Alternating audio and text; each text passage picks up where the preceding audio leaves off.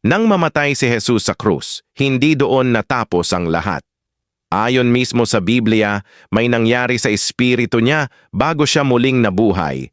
Sabi sa Efeso 4, siya'y bumaba muna sa mababang bahagi ng lupa.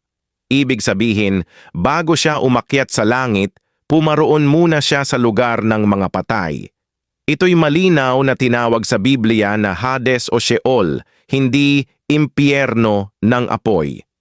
Ayon sa Gawa 2:31, hindi siya pinabayaan sa Hades. Ipinapakita nito na pumasok siya roon pero hindi siya nanatili dahil siya ay muling nabuhay.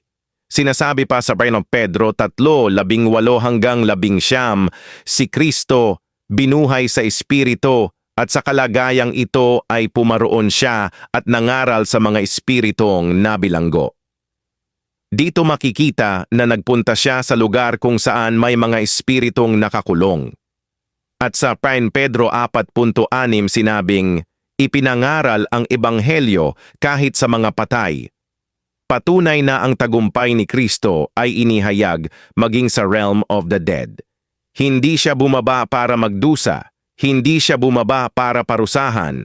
Bumaba siya para ipahayag ang tagumpay, ang pagwawagi laban sa kasalanan at kamatayan. At noong ikatlong araw, tulad ng ipinangako, muling nabuhay siya at tinalo ang kamatayan magpakailanman.